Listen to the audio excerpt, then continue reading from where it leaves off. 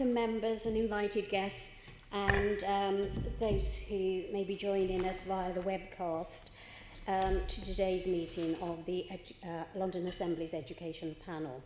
The purpose of the meeting today is certainly, it's in two parts, and the first part, the first hour, we're going to put questions to our guests on the adult education budget. And I'll introduce those guests in a moment. And then the second hour of the session, we're going to be in conversation with 5 leaders from the science, technology, engineering and math sector, known as STEM. And we're going to be asking them questions about the gender inequality within this sector or this group. And if you're following us, then we'd ask you to use the hashtag AssemblyEdu, hashtag Adult Education, and hashtag Girls in STEM. Item 1, we've got apologies? Yes. Apologies received from Assembly Member Twycross, for whom Assembly Member Gavron is attending as a substitute. Thank you very much. And we've got apologies from Assembly Member Arbour, who is with us for the first hour, but will be leaving us for the second. And then item 2, the declarations of interest. Can I ask the panel to note the list of offices held by members as set out in the table at item 2 as disclosable pecuniary interest? Can I ask if members have any additional interest in specific terms listed on the agenda? No, thank you. And then the minutes. Can we confirm the minutes of the meeting of the panel held on 6th November 2019 to be signed by me as a correct record? Thank you. And then summary list of actions. Can I ask the members to note the completed, closed and outstanding actions arising from previous meetings of the panel and the additional correspondence attached to the report? Thank you. And can I ask the committee to note the recent action taken by me as chair under delegated authority following consultation with party group members, and that was namely to agree a letter from the panel to the mayor, and it's attached at appendix 1 of the report for today. Is that right? Yeah, should be in that pack. Yeah. Okay, item 5. Thank you. So let's then go to our guests for our the first part of our meeting, and we welcome Jules Pipe, CB, Deputy Mayor for Planning, Regeneration and Skills. And Jules, I was saying to colleagues earlier how well we worked collaboratively over the last 3 years because of this whole area and the funding coming to the GLA, to the mayor, and it was at the same time as what I would call a total reorganisation of not only in London but the FE structure across England, and certainly we've had it had huge impacts on the FE sector in London. So thank you for that. And Michelle Cuomo-Bora, Assistant Director, Skills and Employment of the GLA. Michelle, yes, you've been with us before, and thank you for your attendance here this afternoon. Now, what we've got, as you would expect, are a series of questions, but I'm happy, Jules, if you can just update us briefly in... and for instance, I know you recently had a meeting of your board. Anything out of that meeting, and any highlights that you want to bring to our attention? Yeah, absolutely. Thanks very much, Chair. And also, thank you for your comment as well about the collaborative working, and I'd like to reciprocate by also thank you for that, but also the understanding of this committee, and hopefully the ongoing understanding of this committee, that that we have inherited a real lack of data.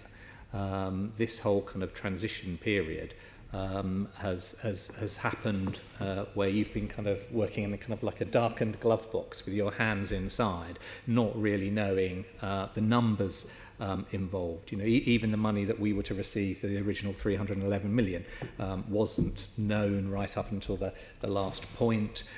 Numbers of learners, where they were located, all these things are unknowns. And the ambition, obviously, that we all want to get to is to know where people came from, what they were trained in, did they go on to get jobs, and for how long for. And that's the gold standard that we need to invent from scratch.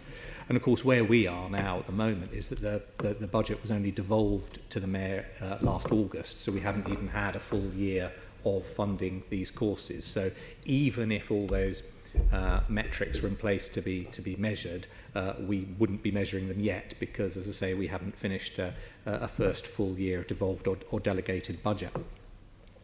As I just said, all know that it's over £300 million to the GLA. After apprenticeship funding, that's the largest amount of adult skills funding in London after apprenticeships, and it's the GLA's biggest revenue budget internally, obviously not TfL and Mopac. So it's obviously a big issue, and it's a real opportunity for the GLA. I just want to, before we start, I just wanted to just briefly touch on three things about what we've done in that time, because we can't say we've had X thousand people through courses, Y thousand people into work. I wanted to focus on what we have done as a GLA, or rather the team have, and that's supporting social integration, making better use of the funding, and also the work that we've been doing with the stakeholders in the sector, but also beyond the sector, so those with an interest such as business, to take this agenda forward.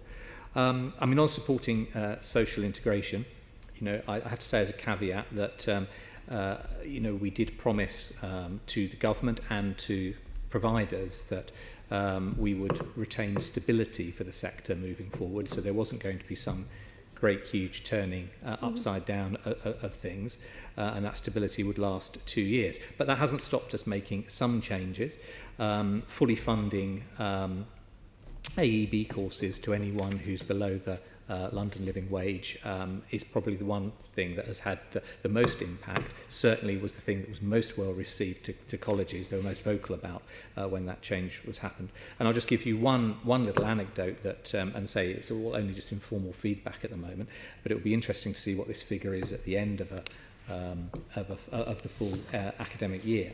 That just one college in northeast London has gone from delivering only 10 evening classes in a year 3 years ago to doing 142.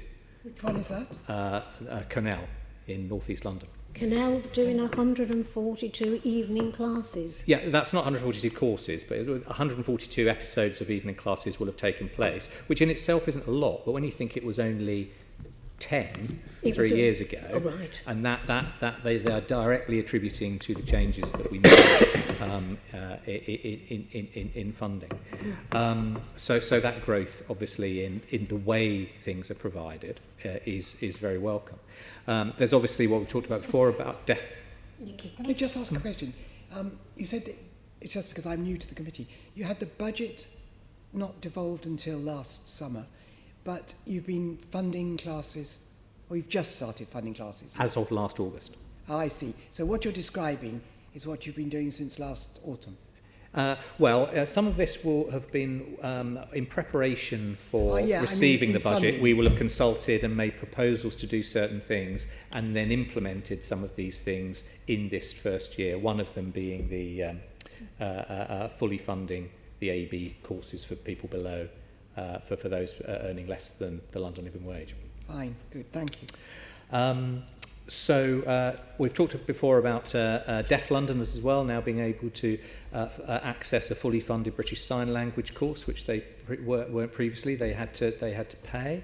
And next academic year in 2021, I think this, I'm right in saying that this is the first base uplift in the last 7 years. We're increasing the funding for English and maths qualifications so that we can attract more teaching professionals into further education, because obviously we need to get people through particularly those courses. There is demand, particularly from those people who failed English maths at school, to try and have another go in a further education setting. And also we're funding courses as well that will improve the training for learners with special education needs and disabilities, because obviously we're not allowed to fund those courses directly for the actual learners, because that's prescribed as a purely a local government issue. But where we have recognised a gap is both training teachers specifically for that area, but also training sort of the generic teaching staff within a setting, so that they're better able to teach and do their job with SEND learners in the standard generic settings as well. Can I ask a question on that, please? Are you saying that that is coming from the 10%? My understanding of the 10% is that it is given as something like £70 per student. So unless you've got the students enrolled, you don't know whether you've got, the colleges don't know whether or not they've got that 10% to spend, do they? Yes and no. So sort of a bit. So we have, as part of the allocations to providers for the next academic year, we've increased their allocation by that percentage based on the number of learners they had previously delivered to. Gotcha. So yes, they still need to deliver those numbers. Actually, they could deliver more than those numbers, and we would give them that additional funding. So it's a bit of both. So it's retrospective funding?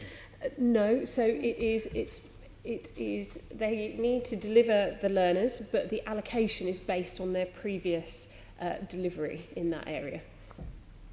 And it would be unlikely that they would fail to achieve what they, at least what they achieved the previous year, because of the demand is there. Yeah. Look, let's just make it real. We visited Morley College. Morley College. We thought fabulous. And you might not have the details here.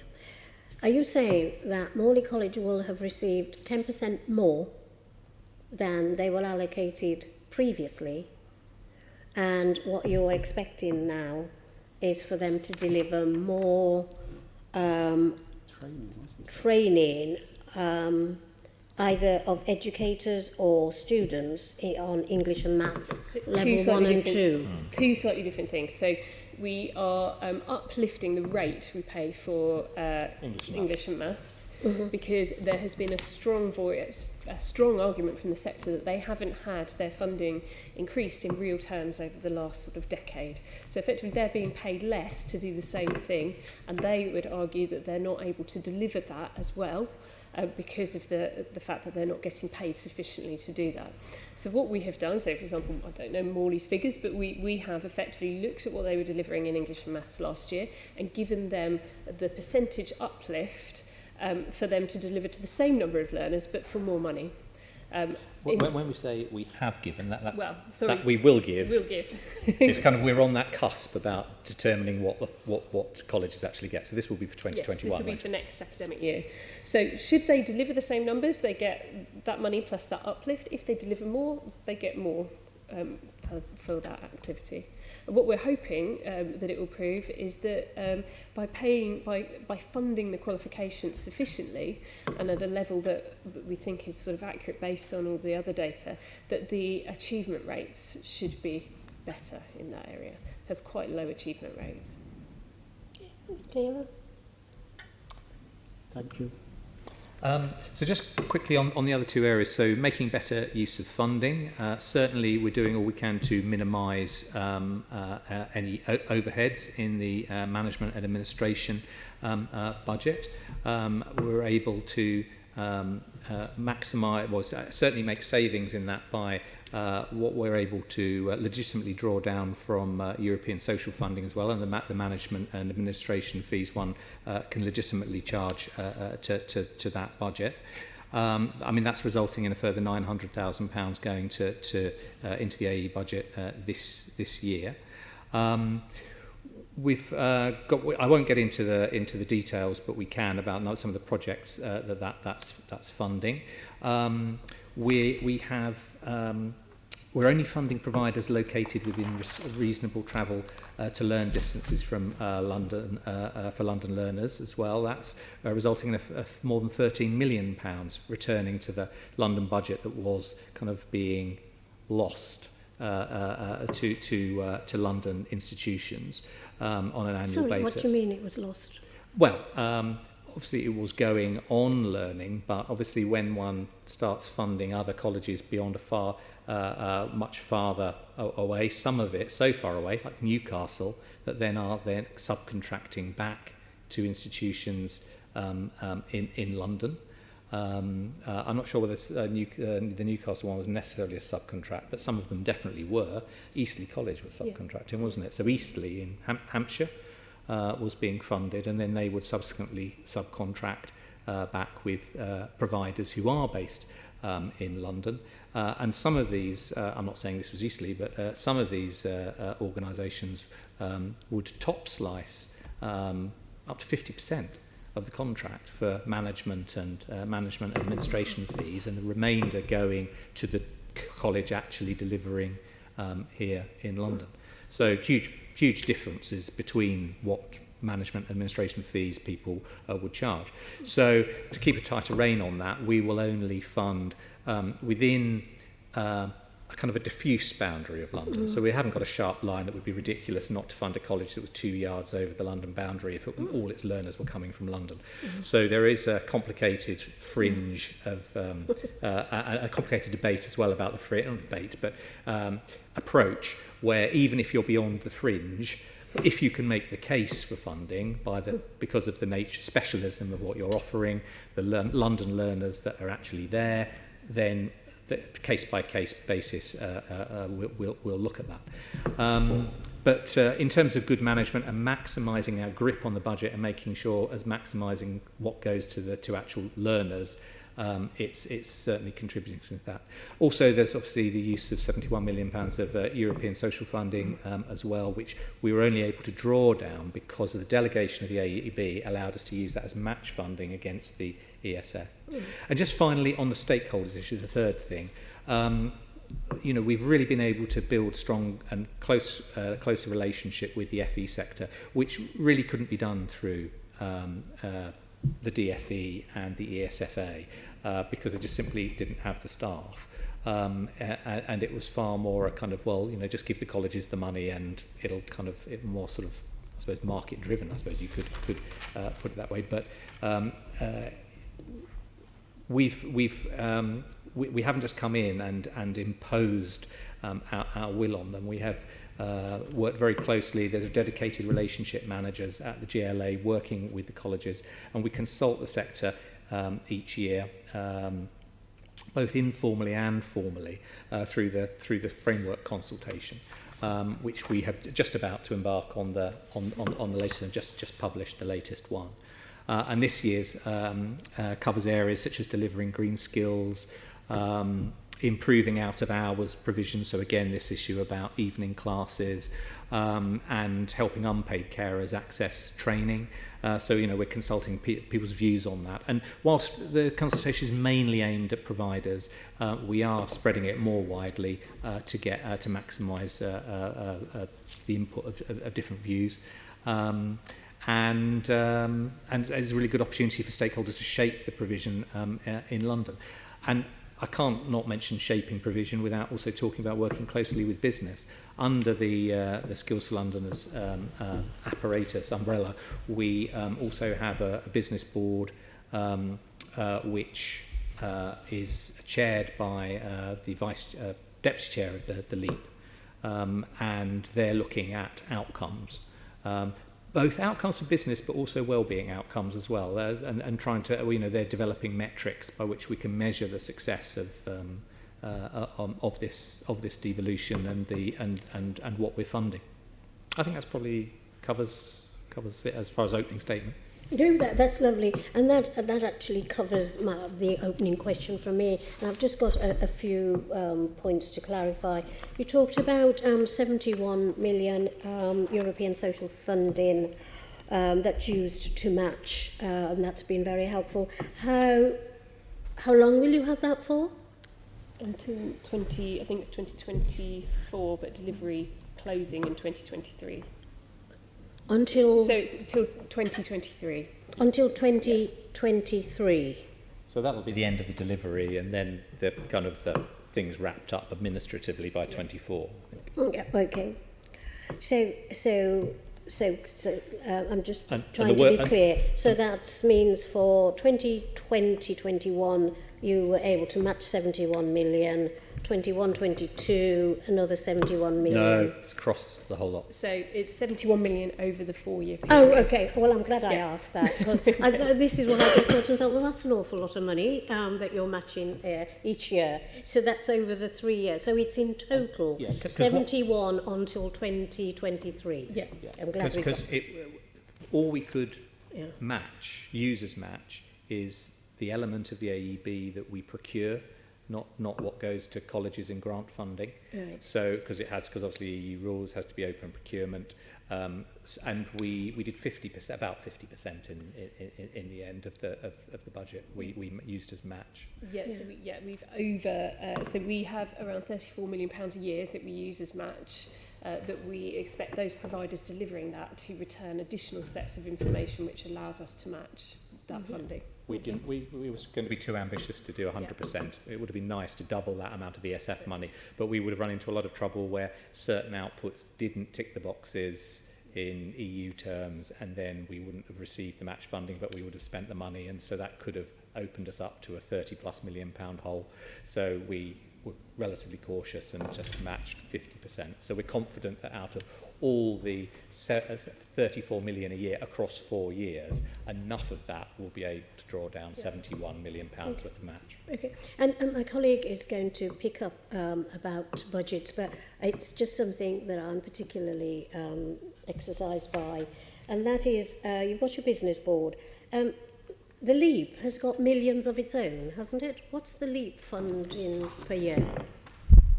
So there's slightly different bits, aren't there? No, in total, how much does the LEAP spend each year? I'd have to get back to you on that. Because their budget comes from the GLA, doesn't it? It comes through the GLA, yes. It's... No, I couldn't, off the top of my head, I couldn't but it's something that we might want to look at, that sort of whole... I think there's probably a distinction on skills money that goes through the LEAP. Mm. So the only skills funding that goes through the LEAP capital money. is skills capital. And that's 114 million over the the period period. of this mayoralty. So So over- actually, yes, if it's actually just the education-based stuff, then yeah, that's the capital, because that's the education element of the wider capital monies that comes through through LEAP. You're right. So the LEAP- regeneration monies that we spend, as say like the Mayor's Good Growth Fund, that comes through the LEAP. It's LEAP money, and then part of it is DFE roll their education capital through the LEAP as well, Yeah. and for London that's up 100. I'm pretty sure it's 114 million. 140. No, I just want to flag up from this meeting for future sort of teasing out that it isn't just a pot of 311. You absolutely can work with the LEAP skills budget, which is about... should be clear, a the 311 is revenue funding for courses. revenue for courses. And the 114 is capital funding Right. for improvements to college or private provider buildings and assets, because we also run a kind of a small items and projects program where if someone wanted a bit of kind of complicated machinery that does, series of lathes for wood carpenter, whatever, that kind of thing, or specialist machinery for automotive industry stuff. That would come from the LEAP. They could bid to the small capital programs, but the larger capital programs again is bid by bidding, but that might be 10, even up to £20 million for a comprehensive rebuilding of a bit of campus. It's probably also worth saying that we're at the end of that funding coming through the LEAP. So we have all of the capital funds that are available have come through the LEAP now. There's a much wider discussion going on in government at the moment about further devolved funds, including capital, and the way that the LEAP was allocated funding sort of 4, 5, 6 years ago. It was before the mayoral combined authorities had really established and before the adult education budget had been delegated or devolved to those areas.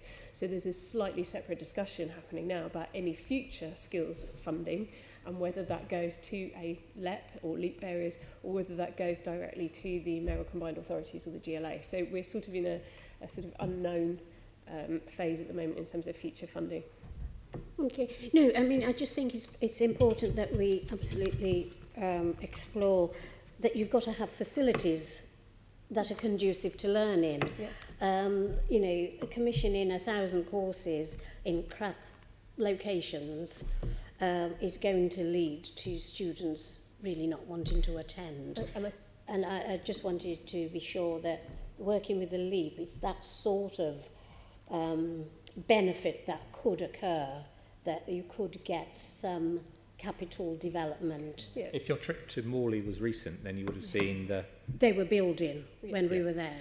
that's LEAP funded. Right. Or So, this comes out of that 114 million. yeah, no, so that makes sense to us. It's Okay. probably worth also just referencing the Mayor's call for action, which sets out a holistic skills system, so bringing together all these elements under one area to maximise the benefit to Londoners. Yeah, no, thank you. David? Thank you, Chair. I just wondered, have you heard from any providers about their feedback about what's happened since the adult education budget was devolved to you in September? Yes, we're in... Michelle's going to have to come in to remind me of all the different ways that we do engage with them personally, so, you know, at sort of mayoral, deputy mayoral and senior officer level with the chief executives and finance directors of those colleges and other providers. Right from the mayor having a summit about 3-4 months ago, met in the round with, I think, virtually every college was represented by their chief exec there. So yeah, we get direct feedback. So it's probably worth saying there's different layers of engagement. So I think at the very top, I mean, as Jules said, the Mayor personally met with all of the college principals and chief executives in London, and I think we spent a couple of hours with them, both at City Lit, where the event was hosted, but also having those conversations with those principals. At a senior officer, well, at a Jules, the Deputy Mayor level, we have the Skills for Londoners board, where those organisations are represented on that board and play a very active role in that. At senior officer level, I meet very regularly with the Association of Colleges, the Association of Learning Ground Working. So we want that feedback from them to be able to implement different policies or to maybe basically to maximise the money that we're working. So we work incredibly closely with the sector, and I think what has really shown in the last couple of years is I think they were very nervous about the Mayor taking over this funding, and I think they were very open about them being very nervous. Wasn't Morley one of the ones that lobbied against? They were, so we had Institutes of Adult Learning didn't particularly want to be part of the London devolution. Actually, they are part of devolution, and I'd say probably they're one of our biggest advocates. I'd be now. interested, well, obviously it's not for me to question you, but at another time outside this meeting, it'll be interesting to hear what your feedback was from them, because as I say, they went through a journey from actively advocating against the devolution to where they are now, and I think they're in a positive place. Yeah. Okay, thank To you. your charm. I was wondering, just in terms of feedback, specifically about attrition rates, because that's something that's concerning, the number of people who may drop out at different levels, level 1, level 2, level 3. Have you had any specific feedback about attrition rates and how they've changed with this year compared to previous years? So not on this year. I think anecdotally we've been told that they think the introduction of the London Living Wage, so funding up to living wage, has actually supported more people. I think what we do know is over the past 5, 6, 7 years, there have been significant cuts to FE funding, and the number of adult learners has decreased during that period. So it will be interesting to see whether some of the changes that the Mayor has made will have an impact in keeping those learners in learning. And hopefully we will see that. But the other thing that the colleges are very vocal about, is, as we mentioned earlier, is about the base rate of funding, and the fact that because the funding hasn't kept pace with inflation and is effectively they're being paid the same as they were 7, 8 years ago, it's making it much harder for them to deliver the same quality of provision that they were previously. Okay, thank you. Yeah, Nikki, you've got a follow-up I question. understand from the background paper we've got that you're undertaking some work on social outcomes, is that right? Can you say a little bit about that? Yes. When we first embarked on this, planning for this a couple of years ago, we were very driven by the Mayor's desire to see people trained that need the training to be able to get into work, those kind of social outcomes, and ensure that business received a trained workforce available in London to make the economy work. And it actually was on the journey developing how we would approach funding in London that it really became clear that this is the value of the social and well-being element that we could be in danger of losing if we didn't pay attention to that. But of course there aren't any metrics for well-being, so that's one of the things that that Angus Knowles-Cutler is working on with his outcomes board. It's a sub-board of Skills for Londoners, trying to develop metrics that Who's working on that? Angus Knowles-Cutler. So he's the deputy chair of the LEAP. So he chairs the business partnership, but also he's got this board, this sub-board that's specifically looking at outcomes and about what we should measure, how we should measure it, how we could get this information. And one of the key things we're looking at is the learner survey, aren't we? Yeah. Do you want to say something? Yeah, so I think, it's been quite interesting that we've got a business member leading the outcome work, which had, I think at the beginning of that, we thought it was going to focus purely on labour market outcomes, so progression into work, sustainability, which are the kind of the traditional measures that you talk about. But I think through certainly Angus's leadership with that group, we have broadened that out to include those social outcomes. So measuring things like health and well-being, social integration, confidence levels within the cohorts that are undertaking learning as well is equally as important in some ways to other areas. So he has led that work. We have spent quite a long time developing that. It's not easy. There are no other places, I think, in the world that measure social impact of learning, whereas there is a far clearer route to labour market outcomes. We had looked at different ways of doing this and getting the college or all of the providers to return that information to us. There is a field on the ILR, so the record that providers keep to return information back to government, which asks for outcomes, but it's not mandatory, and there's only 40% return on that. So we only know really for 40% of the learning that takes place what's happening, and even that isn't that reliable. So we have looked at all of those different areas, and the group, which includes business members, includes providers, it includes local authorities, came to the conclusion that actually a learner survey, would be the best option to try and collect that information, and that we could start to use that annually to really start to steer the direction of the adult budget. So there's currently a feasibility study out at the moment looking at how we do that. We know that we work with over 300,000 Londoners a year through the adult education budget, but we don't know what happens to those 300,000 learners. We also know that we probably won't survey 300,000 learners. Even if we did, we probably wouldn't get that number of people replying to a survey. So we're doing a lot of work through the feasibility study at the moment to work out what is the best way of doing that, what is the volume of people we should be surveying, and we have agreed through that group the outcomes that the impact measures that they would look at. That is also being worked on by the Skills for Londoners Business Board. So we've got a number of members. What? Sorry. Sorry, the Skills for Londoners Business Board. You talk at the rate of not. Oh, sorry.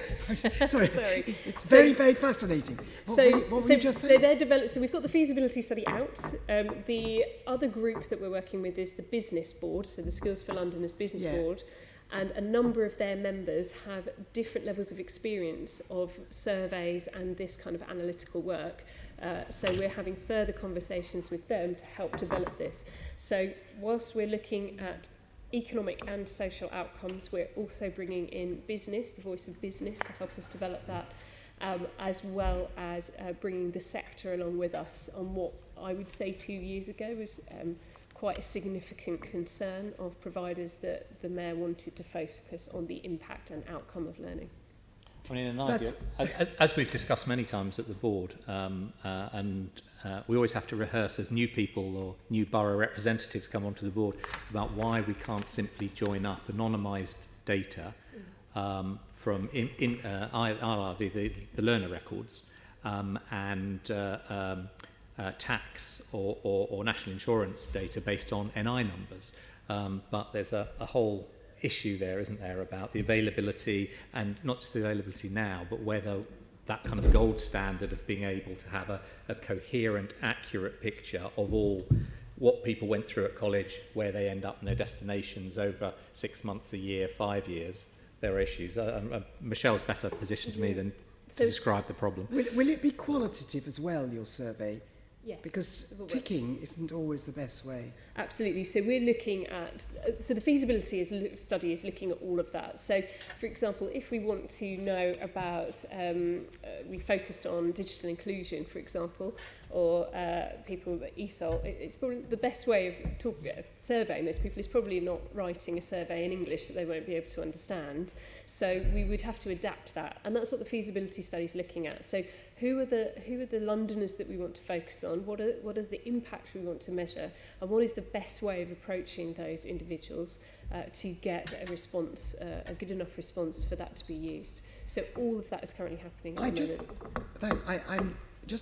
I just want to join up something, which is, I know we need to move on, but I just want to join up something, which is the Regeneration and Social Integration team are working with the London Sustainable Development Commission's Social Value Group to look at a way you broaden the whole idea of social value, which goes beyond, well, at the moment you're doing it though, I think, but you're broadening it anyway, but it goes beyond the procurement, which is flowing from the Social Value Act. And it sounds to me as though, I don't know whether you are joined up with them, but I think they'd be very interested to hear that you're beginning to look at metrics. Yep. Yeah. I'm just saying that because I know it's happening. Yeah. And I'll take that away and check.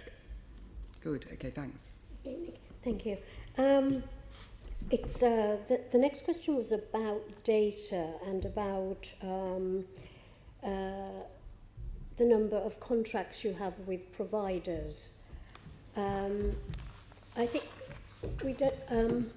A whole number is not going to be very useful. So I think what we have to do is maybe wait and see the data that you will be providing or publishing. That's on participation, achievement, spend, and sub-regional and borough level information, because you're committed to doing that. And then look to discuss how then best we see the contractors and the areas of their work. I think that's a piece of work that we need to focus on for the next meeting between this panel and yourselves. Whether it's worth Michelle just saying something about the timing of the availability of this kind of data and the nature of the data that will be available at this point. So we will be publishing after the mayoral election a suite of information which will go beyond the national data and actually historical national data.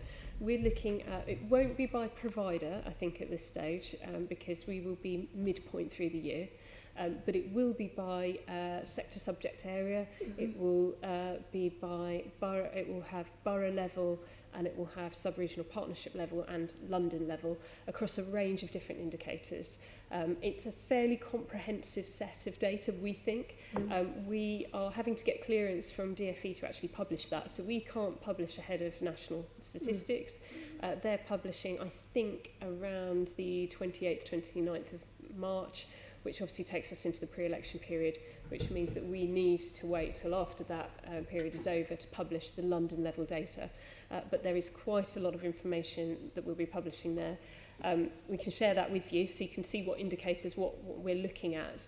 And we have spoken at some length to boroughs as well about this to say, look, is there anything else that you want to see that we haven't included here, which we don't think there is actually at this stage, that we could look at publishing. Am I right in thinking that in this round, though, it's only what the borough level data is only the institution, not where the learners come from? So I think we will be doing it by residents. Oh, so right, it will be by That resident. is a huge step forward. Yeah, so A you huge will step know. forward, being able to know which boroughs people came from. And I think when you look at adult education, I think that's probably more important. So what in your areas, the residents and what learning they're undertaking, rather than the institutions in the area and whether they're delivering to residents or not in that borough, because there's a lot of Inevitably travel. a lot are based in central London, but the fact that Morley or Westminster College or whatever gets significant funding, it's not a borough issue, because I know from previous experience how many people from the East End travel into to Westminster as much as they travel to the local Hackney College. Yeah. No, you'll be wanting to know about your host population and whether or not they're receiving training. So that's to come, and we'll pick that up, I'm sure, in a future meeting. Susan? Right, okay. Can you give us an update on how much out of the budget has already been allocated and any details around those allocations? Out of this coming year's budget, and how much has been allocated to colleges? Yeah. And other providers. Yeah, well, and The entire budget has been allocated, so we have allocated all of the funding for this year. I would say about 90% of that funding, maybe slightly more than that actually, is going to what we call grant-funded providers, so local authorities and colleges and institutes of adult education. The remaining sort of 10% of that is going to our procured providers, which are a range of institutions. So some of those are private, some of them are voluntary sector, and some are actually colleges that bid in for that funding as well. So the entire budget for this academic year that we're currently in has been allocated. okay. I mean, the one, just for full disclosure, I mean the amounts of money that end up being carried over to create things like, say, the Innovation Fund are less than £10 million out of the 311, and this coming year 318. That's quite low then, isn't it? Yeah, so by far the overwhelming majority just goes straight to the college. Providers. Do you ever keep any back for any sort of contingency? So we do. Well, do we keep it back is probably a different question. What we do is... more of a delay. Yeah, I was going to say. I'm not trying to... Yeah, so the way because as Jules mentioned right at the beginning, we have a responsibility, certainly in the first 2 years, to maintain a level of stability. So when we allocated funding to institutions for this academic year, we looked at their historic patterns of delivery, and we based their allocation on their 17-18 delivery. The way FE works, everything's almost 2 years behind, really. So we allocated it on their delivery, and we also increased it. Where providers had over-delivered in 17-18, we increased their funding, and that's different to the way government would have done it. So they all, effectively, when they started in 1920, had sort of achieved growth where they had needed it.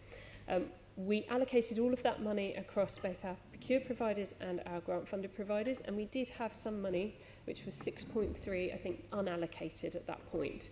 And that was because we got slightly more in the budget settlement than we would have expected, and from delivery patterns, we didn't think that we could allocate that at that point. So what we then looked at was the Innovation Fund, which we have launched before Christmas. We're in the process now of just deciding how that funding works. And as Jules mentioned before, because we've made savings on our management and administration budget, we've managed to increase that to £7.3 million.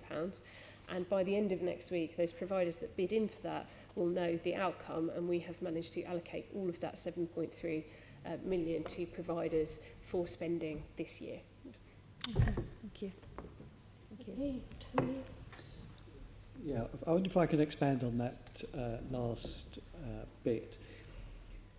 Do you give them the money up front? I'm right in thinking, aren't I, the minimum they could receive was 100k and the maximum was 500,000. Do you give them the money up front? So it's different for different providers. So again, we are effectively following what government currently does at the moment. So for our grant funded providers, our colleges and local authorities, we pay them on profile.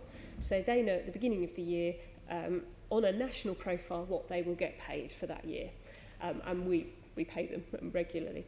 What we do at 2 points during the year, so actually around now, and then again in November, after the academic year is closed, we then sort of reconcile that. So we look at where people have over-delivered or under-delivered.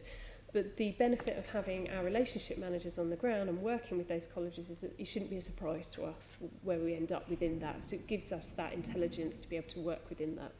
Now, for the other 10% that are our procured providers, they only get paid on actual delivery. So they don't get a profiled payment, they get paid for what they deliver. The way that we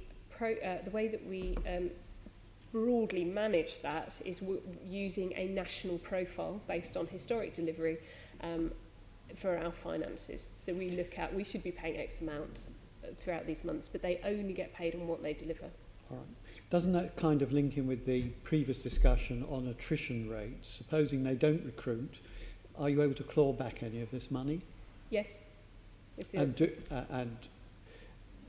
does that clawback come out of next year's allocation, the next financial year, or from this year's? So we're trying to really closely manage this year's money within year. And that's the whole reason why we have teams of people working very closely with those providers. So as we speak, my team are out working with those providers who they know probably aren't delivering to the levels that we would have expected in terms of our procured providers, and are putting, in some cases, improvement plans in place, or working with them to increase that delivery. Now, for our grant providers, the similar thing is happening. We only get their data sort of really twice a year. They will return throughout the year, but that will fluctuate. So we get 2 hard points. One is around now and one is in November, where we are able to see their actual delivery. So if there is underperformance, we need to maximise that spend. We will be looking at reconciling that in year where we can. Are you able to measure your success in any way other than the numbers who are recruited to courses? I think it goes back to Jules's point. At the moment, it's really hard to do that. So the measures of success that government use are the number of people that start a qualification and the amount of money that is spent effectively. Now, as you will know, and as we've discussed, that doesn't necessarily show the impact or the outcome of that learning. So you could argue we could spend all our money on courses or anything, but it's actually making no impact on learning. And part of the reason why we wanted to look at the learner survey is to start to introduce measurements of how we are, how the money we're spending and the learning we're paying for, what is the impact of that learning, and is that going to the right learners? The other things we're starting to look at, and again, when we publish this data in March, that will provide us with the baseline really, is the types of Londoners that are receiving that funding. So we know historically that London, the funding that goes into the adult education budget that we spend broadly reflects the London population, apart from around disabled learners. So we have had a particular focus. That's why in the first phases we looked at deaf learning. It's why we're looking at SEND provision, because we know that the funding historically that has gone into London has not been proportionally spent on those learners. So we need to do some more work around increasing that. Can I ask a question? Do you I don't know the answer to this. Obviously these courses are they free? And do you, if not, are you regulating what's charged? And they are free? It depends. For the low earners they are, but others. And the other thing was that this is going way back to experience of being involved in adult education when I was a counsellor. Do you find that some venues are more easily accessible to people than others, especially people who've not had very good experiences of school or college? It's Starting the with way your it's last question. marketed in a way. And do you give grants directly to those community outlets? Or will you? Oh, that's a lot of questions. I think the middle question, which I was going to answer first, which was, there's a huge variety of settings, both from going at one end from the traditional college that anyone would recognise as a local college, through to sort of community and voluntary sector settings. Local authorities as well have 60 million, about 60 million pounds of the 300 odd million goes through adult community learning provided by boroughs, and again that's another opportunity for a kind of for difference and for different approaches in the location and the nature of those settings. And in terms of whether it's free or not, that completely depends on the learner, often more than the actual, well, as much as the course itself. So the Mayor's intervention on courses for the deaf and for fully funding up to the London Living Wage, it obviously makes that free in those instances. Thank you. Because that will feed into the social outcomes too, all that. I think if you or I were to go and say that we wanted to do conversation Italian, we would be charged. Absolutely. Any other questions from any other members? What makes you think, or perhaps you don't think, that more of the budget will be devolved to the GLA? In other words, are there other bits of the budget which currently is spent by the DFE through various agencies which could come to us? The sort of thing that I'm talking about is, in general, simple post-16 provision. Do you think that there is scope for it to come to the GLA, and indeed should it? Yes, I think there absolutely is a case for that. There are certainly, in fact, the colleges wanted us to campaign quite strongly on it, and there is certainly a cohort of colleges that would prefer it did, but we're not talking schools funding, so we're not talking about sixth form for schools. But if it was to come, if the FE further, if the FE segment of post-16 education came to us, then obviously we'd need to work very closely with whoever, as in the ESFA, whoever was overseeing the sixth form funding, to make sure that it aligned. At our previous meeting, there was in fact, I don't know if you read the minutes of our meetings, but there indeed was a discussion between sixth form college provision, which effectively was through the mainstream education budget, and the courses which are provided currently in sixth form colleges but are being provided in colleges, i.e. FE colleges, saying who should take it. And there was a suggestion that the more expensive to provide courses are provided by the colleges and not through the schools, on the basis that that was a better use of the school's budget.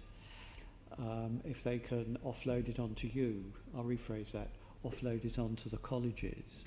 Do you see that kind of conflict if you were to manage the budget for post-16? Sorry, take me through the point again that they were making. The point I'm making is that post-16 is available in schools as well as in colleges.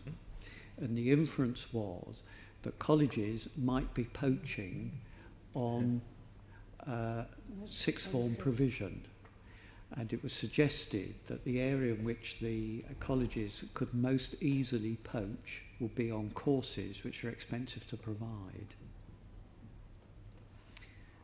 It's not Or an they issue. would be free any And they'd be event. free. Yeah, it's not an issue that I've been party to discussing. Other the education funding, this sort of post 16 to 18 side, was really more about existing funding that already goes to to colleges rather than anyone ever suggesting that there would be an expansion of that at the expense of schools. You interpret college, therefore, as belonging to the traditional FE sector? Yes. Okay, thank you. You've left. Yes, not sixth form colleges. Yep, okay, that's the point. Yep, thank you. Thank you. Well, thank you, members. Jules and Michelle, thank you once again. You've assured us in terms of the budgets and its allocation, and you know, we welcome the fact that there's one part of the GLA that can say it's spend all its funding. We sit on bodies that and sit in front of bits of the GLA that are not able to say that. So we love hearing that. And we really, and I'm saying this based on the questions we've asked previously, the push that we've made to you, and that was in terms of this, you know, speaking up for the FE sector, which is the largest provider of education and doesn't get the credit. And most people in professions, and David will attest to this, go through the FE sector, and they are fabulous providers. So thank you for the work you're doing in this huge time of transition for them, that you're there doing what clearly is excellent work and giving that stability for the next 2 years. And also an area that we were particularly keen on, and we pushed, and we got mayoral support to commission research on, and we see that now coming through in your commissioning, and that was, as you've said, Michelle, that whole area of that learning providers stayed away from that area that needed to be delivered by learners with special educational needs because of its costs, because it's complex, because it's difficult to do. I think this is an example of how government nationally and London are working and picking up and doing those things that are difficult to do, because that's what governments really should do. And we can see examples of that. So thank you very much. We've laid down some markers for whoever is going to take up this piece of work. I would hope personally it stays with a panel. The Assembly has always indicated that it wanted it to stay in a panel because it could so easily get lost within the budget monitoring or the big TfL budgets or the other budgets. And I do hope that they stay to that commitment. We've laid down a markers for those members who will come and sit on this committee. I've certainly enjoyed the work, and we can see the fruits of that work over the last 4 years. Thanks to my colleagues, Assembly Member Arbour and Susan, who recently joined us, and David, who brought his insight from education. Just told me today he used to teach at Channings in Highgate. Yes. And of course, I just bring a passion to education and to FE. And from if you look back and see how migrants have been enabled to pick up professional qualifications, that was through the FE system that they were able to join. So I just think it's great. So thank you very much, and all the very best with your work. Thank you very much, Chair, and for chairing all the sessions of these panels that I've It's been come fun. before. Thank you. It's been good. Thank you. So members, we'll just ask officers to go and find our next set of guests, and then we'll start with the second. And Tony, thank you so much.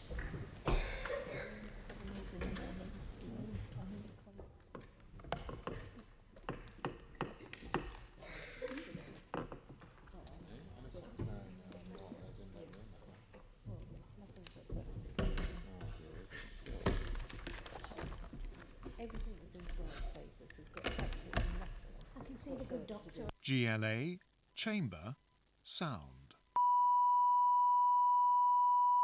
GLA, chamber, sound. GLA, chamber, sound. GLA, chamber, sound. GLA, chamber, sound. GLA, chamber, sound. GLA, chamber, sound. GLA, chamber, sound. GLA, chamber, sound. GLA, chamber,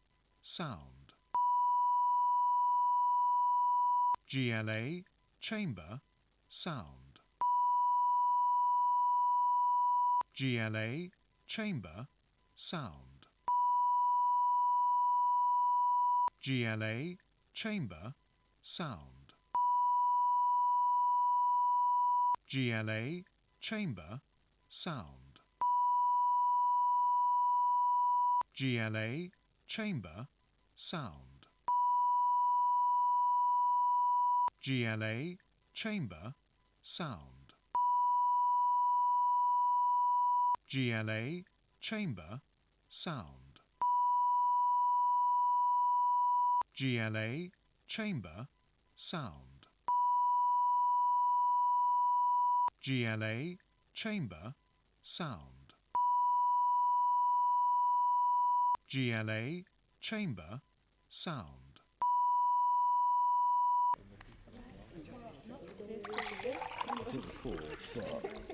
Have we tested it?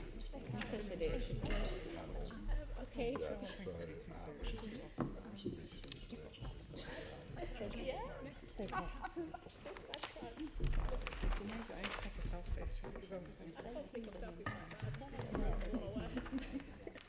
You've got notes, it's okay.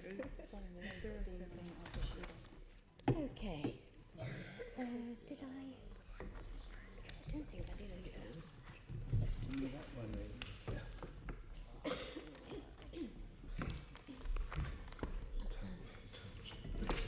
Okay, thank you, members. And can I welcome to our second panel for today, and to those who have joined us in the chamber and those who are watching us, that we are now going to move on and have a discussion about gender inequality in science, technology, engineering and maths, term that's used to bring those four big areas together is STEM. And do follow us and hashtag us on Assembly Edu, hashtag Adult Education and hashtag Girls in STEM. We want to hear everybody's views here today. And before I introduce our guests, let me just say we've looked at evidence. So it's not so much we want to hear from guests about data. We absolutely know the field and the data. That's been commissioned elsewhere and has also been commissioned by the GLA through a great team that works here looking at education and responding to the Mayor's concerns about education. So we've got, if you like, that body of evidence, so we don't really need to address that. We're really wanting for you as experts out there doing something with that evidence, impacting on that evidence. You've got solutions that we want to hear. And why we want to hear that is we know from our work, if we can get, if you like, a package together and post it, that people can go there. And so when they ask the question, oh, what's happening with this area? What's the Assembly doing? Then they can go onto our website and then they can see today's meeting, which will be edited. And we will have the voices of young people, which you're going to hear from soon, from Hornsey Girls. We were delighted that they took part in the session with us. So they're also giving evidence here. They're young women from Hornsey. and we've also got a member of staff here with us. We know that your time is so valuable, so we're absolutely going to go for the guillotine at 4, because we know you've got to leave here and go off and do other things. Let me then just ask our members to quickly introduce themselves. Yeah, David Curtin, London Assembly member. I used to be a teacher as well before I got into politics. Susan Hall, Assembly Member. Nikki Gavron, London-wide Assembly member, and with granddaughters who are looking at going into the STEM area. And Jeanette Arnold, and just passionate about women doing whatever they want to do. And we've got staff here supporting us. And if I could ask Dr. Anne-Marie to start and introduce herself just quickly, because we're going to come back to you for a 3-minute presentation, 3 to 4 minute presentation. So I'm Anne-Marie Imafidon. I am co-founder and CEO at STEMettes, which is a social enterprise working with girls and non-binary young people, encouraging them into STEM. And I'm also a trustee at the Institute for the Future of Work. Hi everyone, my name is Bookie Thompson and I'm the founder of Code and Hip Hop. Essentially what Code and Hip Hop is, we teach people, young people specifically, how to make music using code, because I just wanted to break down the barriers and show them how versatile coding can be, so you can create art, music, intricate software, and you don't have to come from a specific background in order to be part of this industry. Hey, my name is Shemaine Piddy. I'm a teacher at Hornsey School for Girls. I'm head of enterprise and STEM. Passionate believer in STEM, have been for over 20 years. My name is Stanton Brown. I work at TFL. I'm the Director of Diversity, Inclusion and Talent. My responsibilities are working with my colleagues and people across London to create a more accessible and inclusive transport network, but it's also to make sure that we are more wholly representative of the city that we serve, and we're bringing in the talents of everybody into our organisation to live on behalf of London. My name is Dr. Julie Moot. I am the Senior Research Fellow on the Aspires projects, and my PhD work was actually looking at CREST programs, which I know is one of the strategies the Mayor is implementing. So we were looking particularly at the ability of CREST to develop self-regulated learning in students. So really excited to be here today. And I do love data, so I will try not to talk too much about the data, but thank you for pointing that out. Okay, thank you very much. And let's hear from our other guests that are with us, if we can have the video.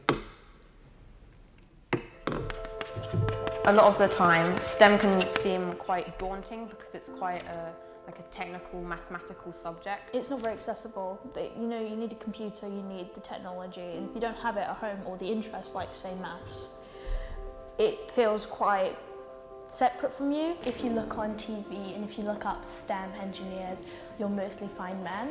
I think the stereotypes. Some girls think that it's like, they don't really feel it's a cool thing to do.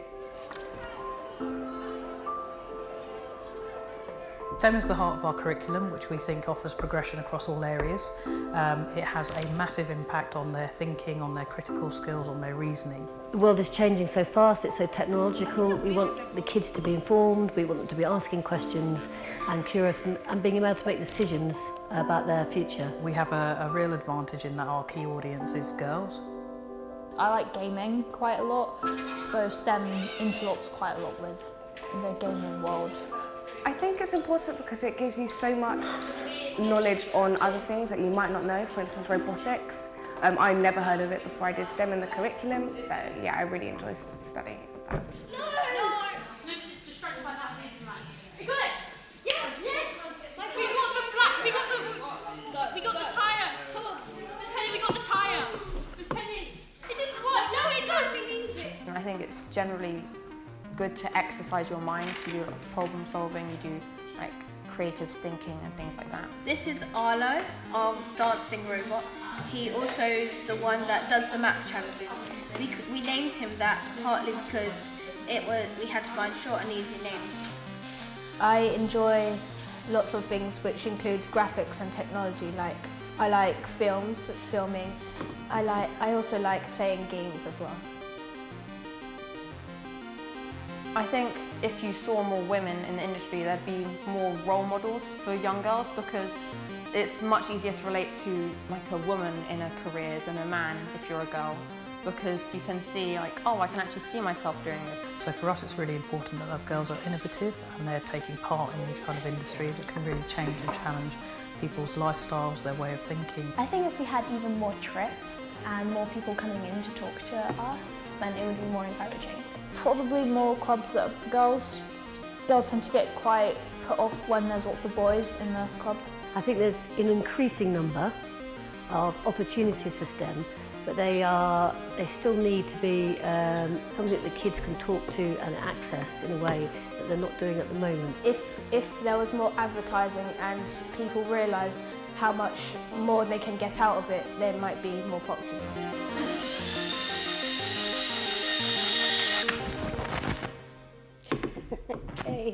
Okay, so thank you to the students from Hornsey School for Girls, and also we had there the amazing head teacher Kuljit Rahulu, who has given evidence to us in the past.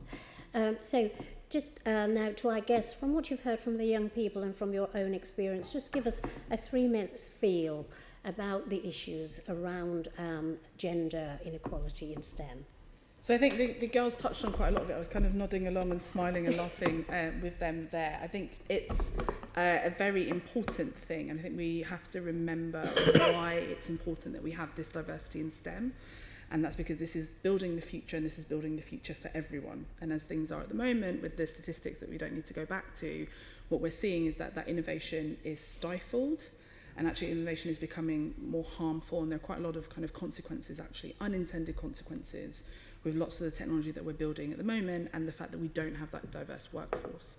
And so when we think about that, I think the key, and what we've noticed over the last 7 years with STEMettes, is that the key to this is showing the creativity in technology, which gets missed in a lot of the messaging, quite a lot in the curriculum and in the way we see technology, but also the altruism in STEM, which I think is the other kind of missing piece that we have. If you're a young person that wants to help people and might be good at maths and science, you're pushed towards medicine, forgetting that there's engineering, there's technology, there's science, and all of these fields are about solving problems for people and helping them. And it's not just doing medicine that equals kind of being good. Conversely, of course, we try not to say this too much, but if you want to be an evil genius, STEM is also the place to be. So, it's something for everyone, actually.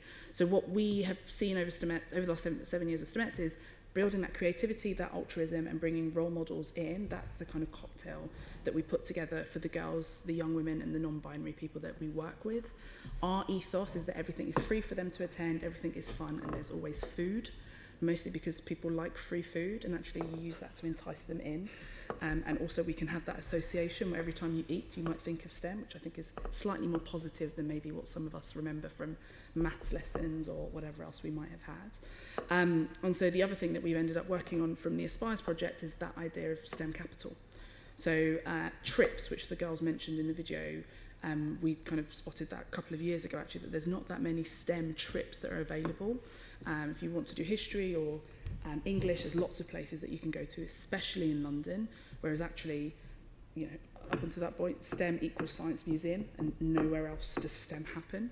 So at STEMettes over the last 7 years, what we have run is quite a lot, so maybe 20, 30, 40 a year school trips where we take girls and groups of predominantly girls, if not solely girls, into industry to go and see where technology happens, to work on the creativity and altruistic briefs with role models. But they get to see those buildings, they get to see the people that are there, they get to experience it, and it makes it a lot realer than actually we've seen in terms of when we do go into schools. So that impact is multiplied, and it's much higher when they get to come on site. And this is, from all kinds of companies, from the banking sector and their technology teams to British Gas to, there's quite a broad range of companies that we've been able to work with, and entrepreneurial spaces that we've been able to take the girls into, where we then impact their perception of STEM and what it is. So it's not in a dark basement with an Einstein lookalike and his cat, but actually we have daylight in some of these buildings, and they're quite colourful buildings. Toilets has also been something over the last couple of years that we've noticed. The girls are really sold on the toilets sometimes in these spaces. We're still trying to figure out why toilets is a highlight. Awareness of the options that they have in STEM, which is the other thing. If you ask students, what can you do with a maths degree? Often maths teacher is the only thing that comes out. And if you say, what can you do with an engineering degree? Sometimes they'll ask you, what is engineering? So just the awareness of the different options that they have, especially given that these jobs are continuously changing. So them getting to meet these data scientists, them getting to meet people that are putting biology and technology together, them getting to meet people that are putting art and technology together under that STEAM agenda, which is kind of similar to this STEM side of things. Their network within STEM, kind of touching on their STEM capital as well. So if they've never met one of these people, never knowingly met someone that works in STEM, we've been able to open that out. So it's not just a role model at a distance, but them getting to meet these people, if they're old enough, them getting to connect with them. Their STEM confidence and actually self-confidence, which plays quite a lot into what we've got going on here. And then lastly, knowledge. So we've kind of taken a holistic look around it. So school trips is what one of the things that we've done. The other things that we've worked on are things like panels and hacks, which again kind of feed into that same, we call it PANC, across the perception, awareness, network, confidence and knowledge. And then finally, we've got our cohort programs and our content platforms. So our cohort programs last 2 days or longer, and these are a series of interventions kind of over a series of months, where the girls either have a STEM club where they get to meet a role model and we map it onto the curriculum, and the girls are taking their own leadership roles within those STEM clubs. So it's not purely about teachers telling them what to do, but the girls are taking these activity packs, meeting the women, and then designing their own smart material, or designing their own satellites, or eating Oreos into the shape of the different phases of the moon. So there's kind of lots of different things that they have on there. But it's also our cohort programs around qualifications for young women who have been inspired, which I think is, if I'm going to kind of point to a bit of a gap we have at the moment across the education system, is that a lot of schools aren't Hornsey School for Girls, don't have the right kind of resources or the right kind of leadership. And so actually what we've had to do is set up opportunities outside of school for girls that want to pursue, that want to take this to the next level. So we have just, half term was last week, so we've just run our second agile cohort, where we're actually giving girls aged from 13 up to 21 professional technology qualifications. So this cohort last week was at Schroders. So they got to meet agile practitioners and kind of network and everything else, but also gain an agile qualification, which means that even if they're not able to do computer science or whatever else it might be in school, they've still got that, and that can add to their confidence, and we can take a long-term view on it. So that takes me to my kind of second big point, which was around supporting extracurricular activities. So having a STEM club is incredibly instrumental, but also being able to support young women and young people to explore STEM outside of school is just as important actually as doing inside main school time. When we look at dance and we look at the arts, this is something that we're kind of used to, going for ballet on the weekends, all that kind of stuff. So having the right and supplementary kind of spaces for STEM is going to be super important, where you've got a lot of that informal learning, because informal is just as important as the formal.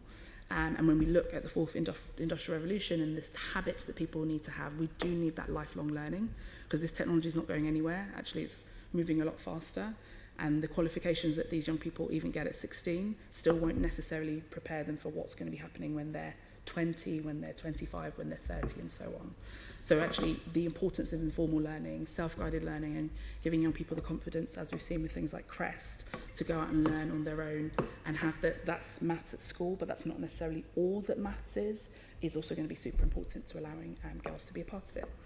And then the final point from me is around influences.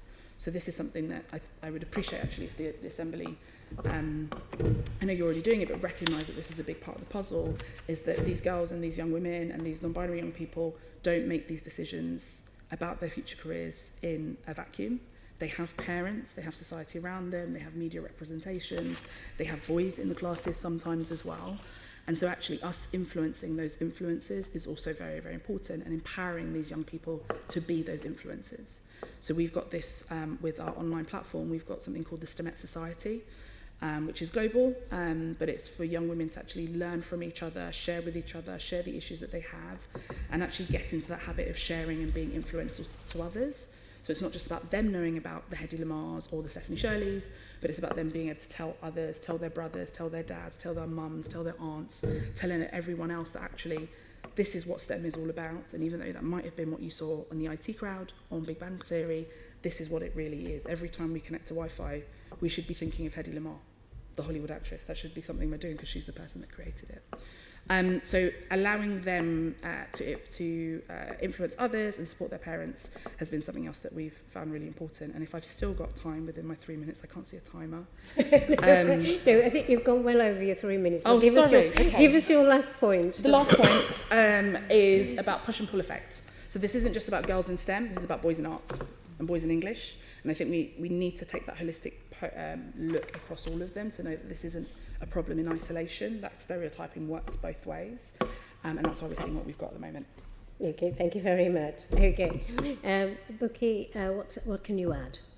For me, so this, you've pretty much summed it all up. For me, it's mainly perception, the way STEM courses are being perceived. So I read research where they asked university students to rate how masculine maths, chemistry and physics is.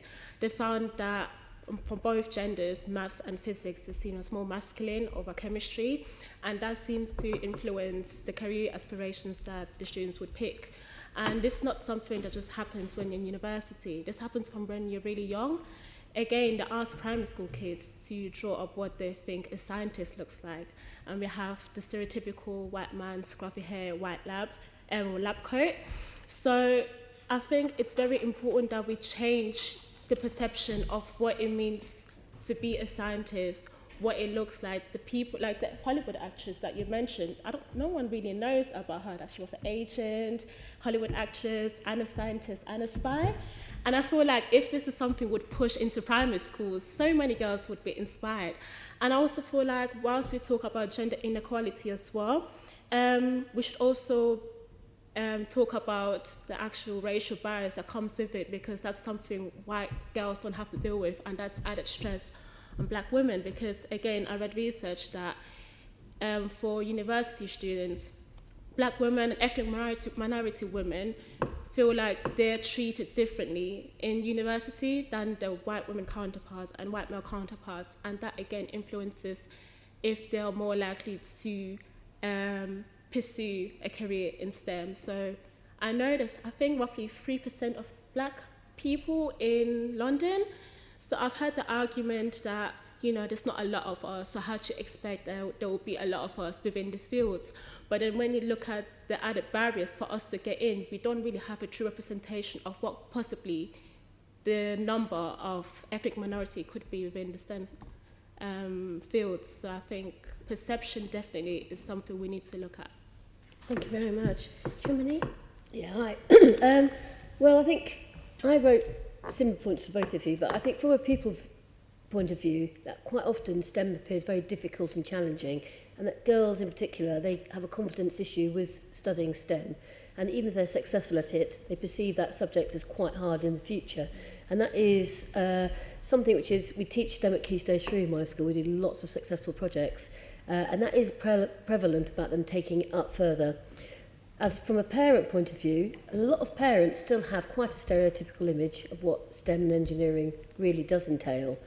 Although that is changing in the digital section, so a lot more people understand about the importance of computer science. And for the pupils and for staff, there is no real role model or route master map. So we talk about the need for career advice and guidance quite a lot in schools, but we don't really have a lot of female role models to show students. So whereas a kid can go in and look at Beyonce if they want to do music, and there she'll be there, they'll kind of see that image, and there'll be a route or a story about it, whereas there is not a limited amount of stories for girls available. And one of the things that I think the Mayor's office could improve is that there's lots of seismic shift in the perception of engineering over 10 years.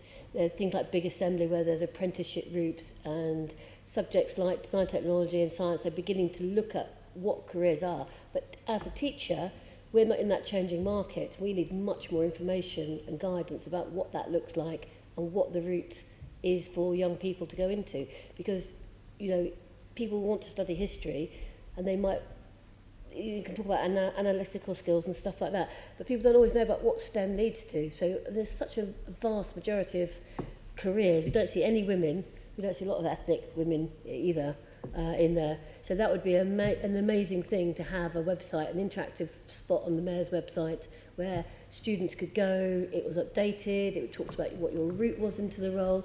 You know, we're preparing students for a role where STEM subjects teach creativity, problem solving, teamwork and communication. They're the 4 key skills which are going to move the country forward post-Brexit.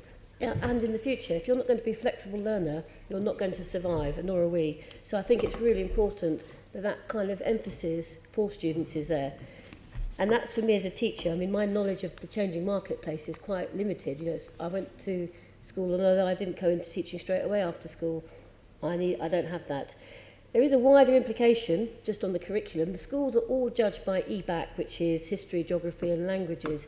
You know, I really want industry and STEM to go out there and say to the government, what about a STEM back or an enterprise back or a science back, where there is that opportunity for students and schools aren't just judged, because in fact, as I've just said, problem solving, creativity, communication, these are skills which are endemic in science, technology and engineering subjects. Right? They're not as endemic in history and geography. Okay, I think a language is important in the global market, but we've got to push that on the agenda, because we're facing dwindling resources in design technology, in engineering and science.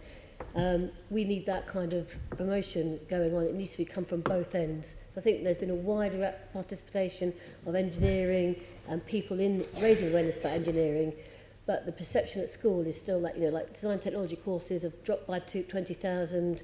The way that science is taught is very kind of much more less practical and less involved, and that kind of methodology can also be addressed through programs like the Mayor's London Science Programme and stuff like that.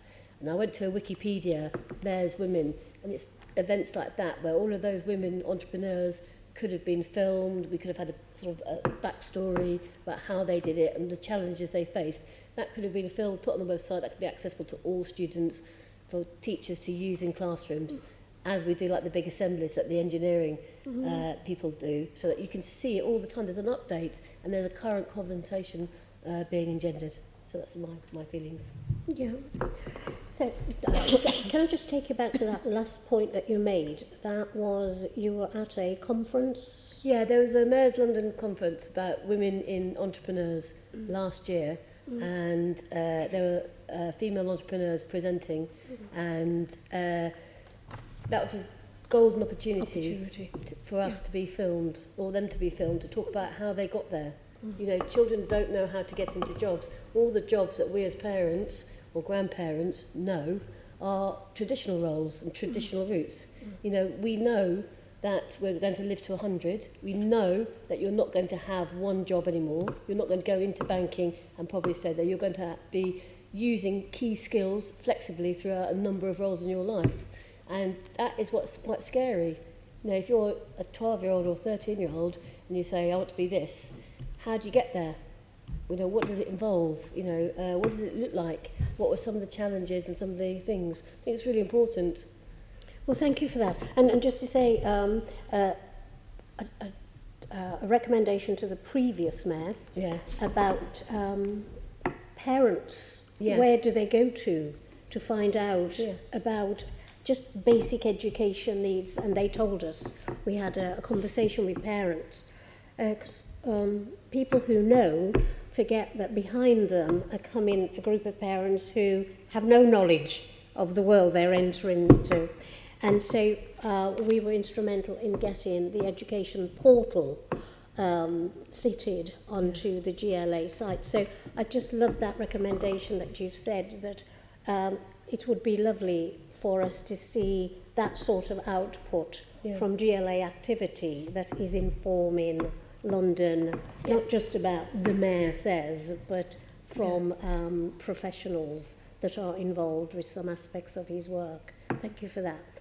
Staten, now it falls to you, because you are of TFL, and I have to say I've seen your work, some of the programs that you've been doing, so just tell us briefly. Okay. I won't list all of them. I think it's fair to say that we are doing a hell of a lot, actually, not just because it's a priority for the Assembly and the Mayor, but also our Commissioner chairs the National STAT Working Group, which is the Strategic Transport Apprenticeship Task Force.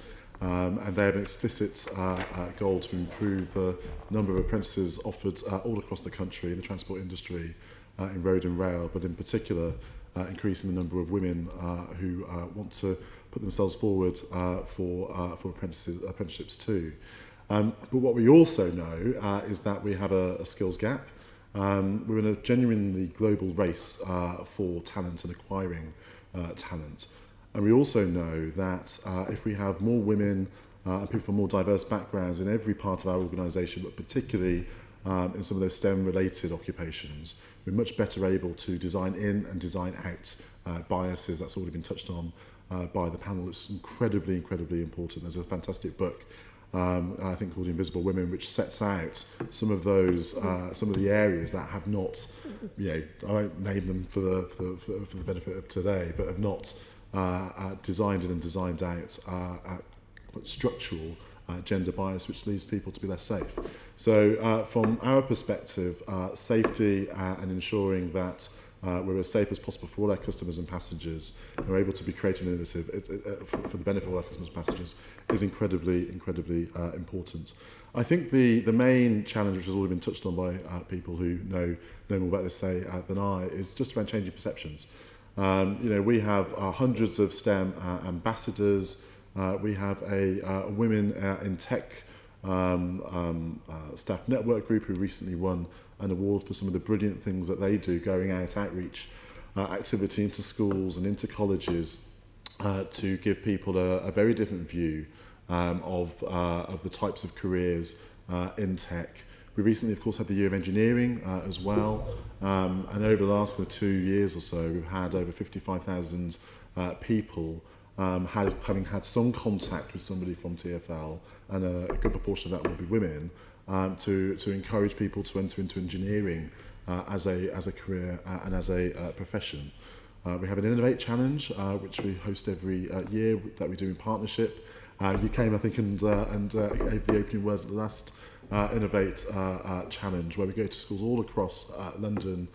We set problem statements that they then go to look to solve. Then we judge and then offer the winning 2 or 3 schools work experience and the opportunity to build their innovation, their idea. And I think half of the schools that we go to are girls' schools. We have a women's staff network group, which is constituted of thousands of people across TfL, and we've also made sure there's been a renewed focus over the last few years in improving and increasing and setting targets to improve the number of more senior women in our organisation as well. We've have fantastic senior female and male leaders who are very active in speaking across London, the country, and also Europe and internationally about the importance of this agenda. But we know we have more to do. But I think changing perceptions. We have in parts of our organisation, there are people who've done STEM-related subjects for many, many years, and that's absolutely fantastic. Phenomenal organisational and institutional memory that keeps London moving. But if you were to go into some of those environments, they may not be the most, if not welcoming, they may not be the most inspiring of places, and because those stereotypes have kind of played out. So what the STEM ambassadors have helped us to be able to do, and people within the organisation, they've helped to translate and demystify what it would mean to be an engineer working in London Underground. So this year we went from a baseline of not having any women apply to be a London Underground engineer, and we increased that by I think 20% this year, because of very active demystifying and translation of what those careers really are and what they really mean. So there's still a way to go, but the perception challenge for us as an organisation, we know the why is really, really crucial, really, really important, but we've got lots of different groups of people across the organisation in engineering and in tech and data, where we give people the platform and the resources to do that, because we need to have all of London's talent in our business to innovate on behalf of the city.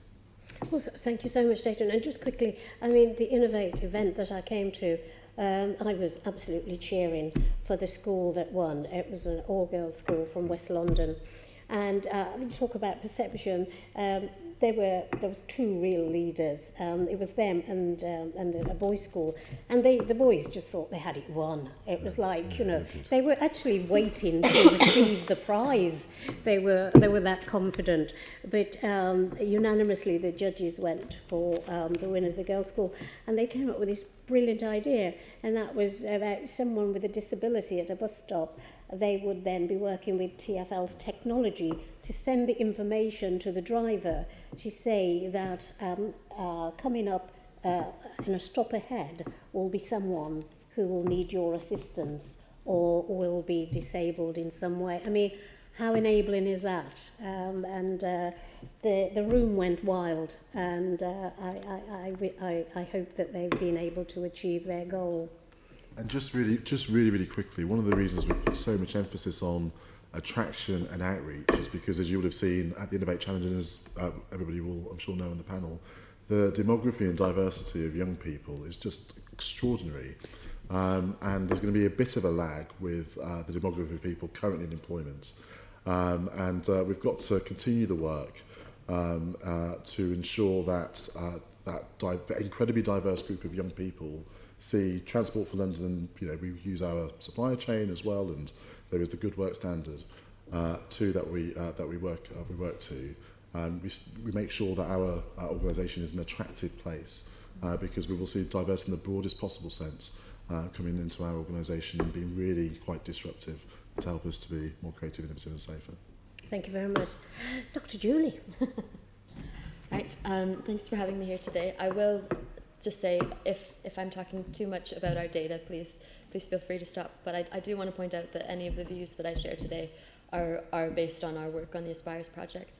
And we do have the fortune to be able to draw from surveys of over 40,000 students, English pupils across the age of 10 to 23, also in-depth interviews with tracked sets of students and their parents, and that's almost 800 interviews. So all of the views I share are based on that data. And I guess I'd like to start by saying that what we're finding on the project is that these issues are multiple and complex, which doesn't come as a surprise, but we're launching on Thursday. We've kind of come up with this model to help our thinking about these complexities. So it's kind of, we've got the intersection of gender, race, and social class, but also things like cultural inequalities, educational gatekeeping practices, as well as these perceptions that we're talking about, these clever images of science and the discipline, science as being only for the clever few and for kind of having these masculine associations. And I guess from an evidence-based perspective, a key conclusion for us is that in order to increase and improve the diversity in STEM, we really need to be seeing changes at the educational systems level. So for us, in sociology terms, we talk about the field, and that's the field of science as a culture, science as an education culture. But they're really, I think it's positive to see things like the great work you're doing with the role models, and that is absolutely important. And a lot of the things that the students are touching on with having these talks and seeing science in kind of the real world, seeing people's experiences. But I think what we'd also hope to see as well is that those interventions alone might not be enough to affect the change that really is needed at this higher level. So it's a systems approach.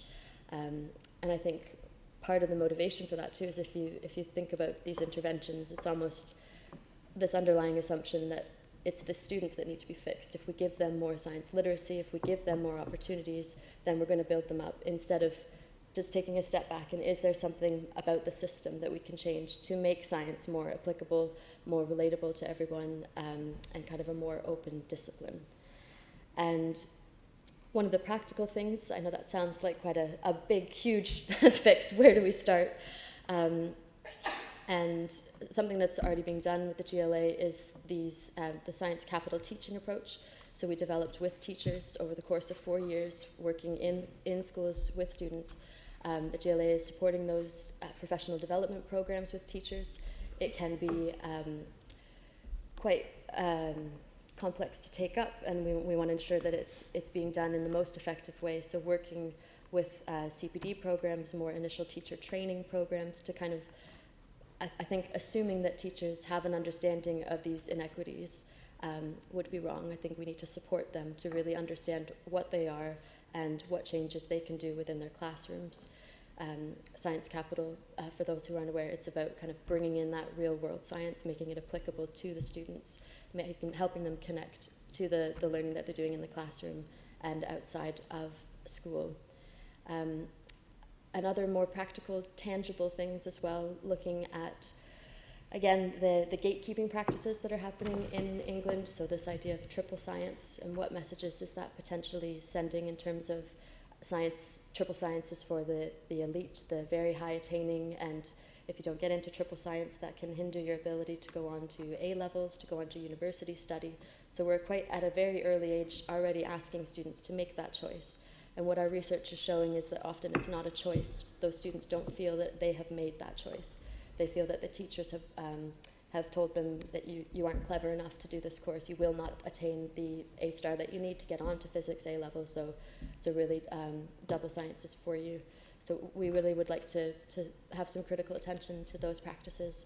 And also careers education is something that's really come out of our work, that it can be, as we've talked about a few of the panelists, that it really is important to have these role models and to help talk to parents about what different routes can lead to. But our findings are that it is already being patterned by these inequalities. So girls were reporting less careers advice, minority ethnic groups were reporting less. So it's arguably the people that are needing it most are not getting the advice. So instead of just a blanket, we need more careers, I think we need to support teachers, schools, head teachers, to look at the provision, who is accessing the support, and what the quality of that support is. Thank you very much. And that really covers the first question that we've got. So I want to then move on to the second question for my colleague Susan, about what are the likely repercussions for London's workforce and economy if these inequalities are not corrected. It's yours. You've just asked it. No, I've just read it out. But Yes. Shall I start? Yes. I would say if we don't address these inequalities now, they will perpetuate over time. They will get worse and worse. It also, I think the culture will become more resistant to change. So it's something that the discussions are happening in lots of different circles, and we're kind of at that key stage to really affect some pretty big change. And again, we were talking about the kind of creativity of solutions with a diverse work environment, and that in today's economy, we really do need that. But I think one thing, a lot of the STEM and participation work is often driven by the economic arguments that the STEM, just having a STEM degree, you can have a kind of, you're less likely to be underemployed below your skill set, your earnings potentially higher. There's a lot of economic arguments for this, but one thing that motivates our work is it's more of a social justice issue here. We really need to make sure that the scientific literacy arguments, the active citizenship that you can get from these STEM qualifications at school are being kind of communicated to be helpful. Anybody else with any? I just want to add that right now we're seeing, so technology is pretty much changing the way we function. We're becoming really more reliant to the use of technology. And if we don't have a diverse workforce, what ends up happening is that we have people coding in their biases into the technology that we will depend on and that we rely on, and that would definitely influence our lives. So I don't want to be dramatic, but if we don't make changes, it could potentially be a life or death situation. So if we look at things like AI used in policing, and then we're looking at the statistics of, for example, ethnic minorities being more likely to be stopped by the police, and then we're using that data to feed into the AI, and then you look at the people that are building the AI, which are mainly white males, using all that is just not really going to help people like myself, my family, just my whole community. So this is what I feel like right now is the perfect time to inspire more children to get into these fields, not just young children, anyone who's interested, and show them ways we can actually get into the industry. Because again, we keep talking about perception because it's true. there's this perception that you need to have a computer science degree, you need to come from a specific background, you need to have a specific personality, you need to be a nerd, you need to be logical, when really you can be the complete opposite but still contribute, because research shows that the more diverse groups you have working on a product, the more innovative it becomes, because you can't have the same people trying to build something that is for someone that's nothing like them. I can't have white men building products for women because they've never been in my shoes. They don't understand the problems I'm facing. They can't possibly come up with the solutions. So this is why we really need to make a change right now. Well, I agree. I mean, when I was very many years ago, I wanted to be a car mechanic, and I could not get an engineering course on the basis, I am going back, that I was female. Things have changed quite drastically since then, but still there is this reluctance. I think the other thing is that, and somebody touched on it, it's not assumed to be fun to do these sort of things, and it actually is. So the perception of it is so different to what it can be. But it's getting that out there, and it's moving it quick enough, quite frankly. Can I ask you, or do you agree that the government's proposed non-discriminatory points-based immigration system will be a massive help in filling the shortages of skilled workers in the STEM sectors? No. Why? I think that immigration hasn't been shown to affect skilled workers' jobs, and we're importing NHS workers where technology is making massive roads into medical science. You can get a computer now to do an operation for you. We need our own workers here doing it.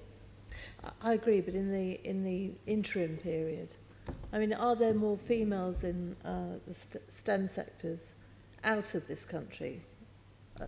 Are we likely to import any in, if you like, that would help with where we're trying to go? I looked at the research, and even Sweden, which is the supposedly the most non-gender biased country, still has a limited number of females in STEM industries. Does it have more than we do? Yeah, I think so. I'm just saying, it doesn't matter how we get.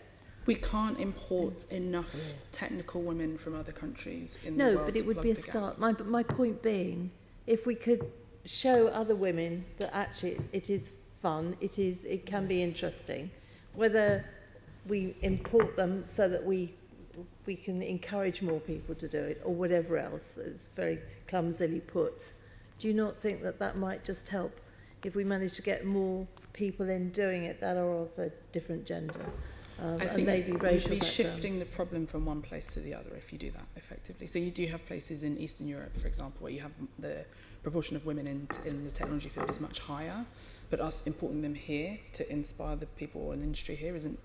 I don't know that that's a helpful way to solve the problem. In answer to your original question, though, there are a lot of remarks. I haven't seen it closely enough, but there have been a lot of remarks from the technology industry that they see the proposed system as a win, because if you do have a STEM background, then you're more likely to then come in based on that. So the Silicon Roundabout is pretty happy at what's been proposed, but I think if we take the long-term view, it's not just people with STEM degrees that we need in the STEM industry, and so we need to be a lot more open on the notion, on the assumptions that we have in what the system is based on. So it's not just having a STEM degree that means that you can come and work in the STEM industry. So there's a bit of a disconnect there, I guess. No, I'm just thinking if there are more women outside that could come in and do it to be role models, that has to be a good thing. If we haven't done much with the ones we have, so I don't know that importing many more would solve any problems. Yeah. Could I ask a related question? Sorry, Nikki, before you come in, Dr. Julie, you were responding to that question. I wanted to pick up on a few things in there. I think one thing that would be really helpful is looking to countries who have a better balance. So, for example, India, I think the proportion of female engineers is extremely high, and I won't quote the statistic in my head, but it definitely, there's something happening there where engineering is valued in a way that girls are brought up within families that just, it's expected that you will become an engineer because it has this certain status associated with it. And I think looking to those countries to see what's happening, what discussions are happening, what those workforces look like, how they are supporting the women, and maybe translating that into our systems here But I think one thing that really is a danger is just making it look more fun, more interesting, communicating that engineering or physics is really fun is not going to be enough to fix the problem. We really do, I think it would almost be an injustice to bring people over with that assumption that it's fun without looking at our cultures and how to support these female engineers or people from different backgrounds within the systems that are operating. And one thing that was mentioned earlier about engineering as well, I think, Anne-Marie, you mentioned that helping kind of tap into this in biology, for example, people often argue that it's medicine and biology more nurturing, so the reason that gender disparity is not as pronounced is because of that. But what our research has shown is that for engineering, the few girls that do go into engineering are actually much less likely to have the motivations for altruism or to want to help others in their work.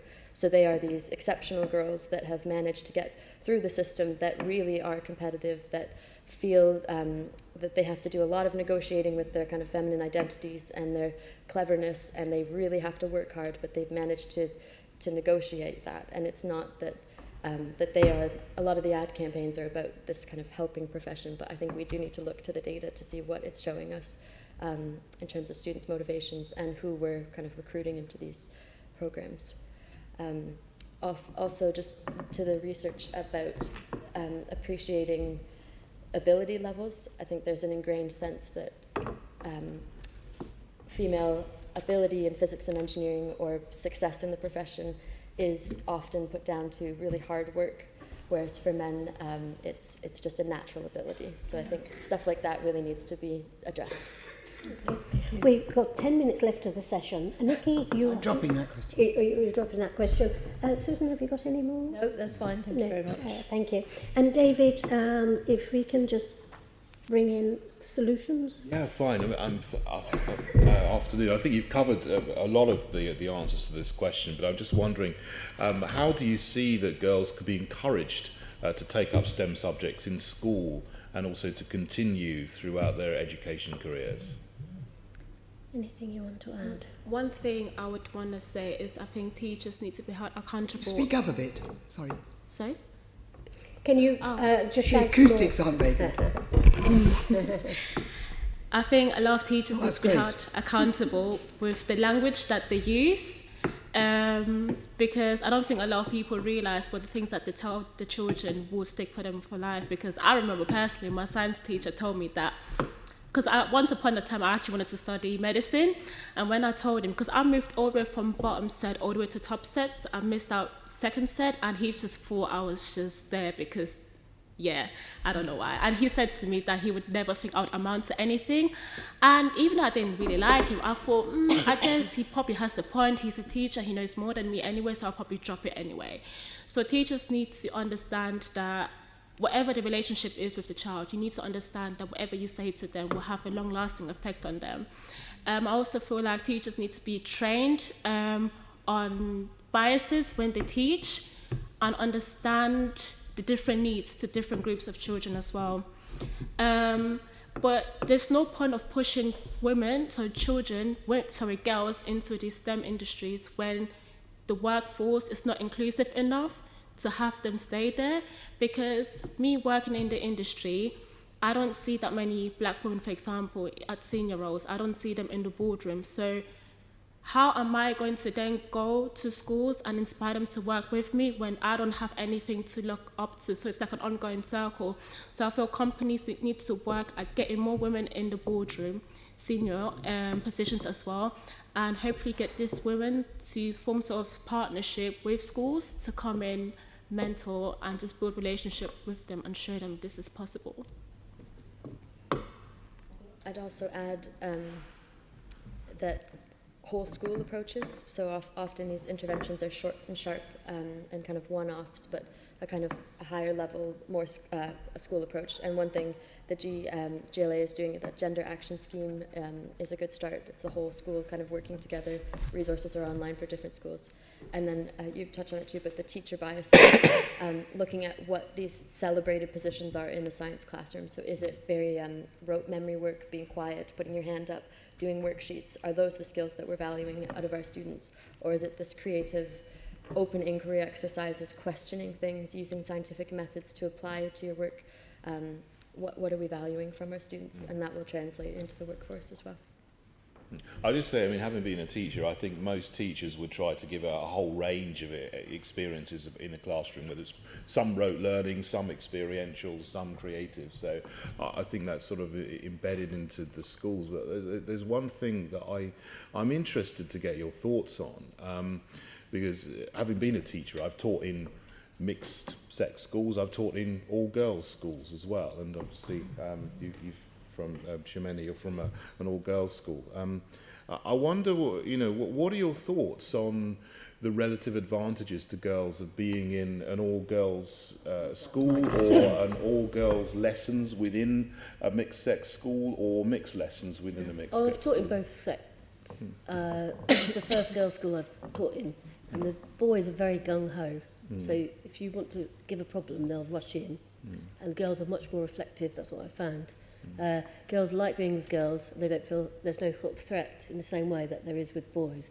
But I wanted to come back to the question, the first question you asked, which was there needs to be a whole school approach, but there actually needs to be a government approach as well, because basically, whilst we value the EBAC above all other ways of measuring our schools, then we're pushing aside the technical knowledge and science agenda.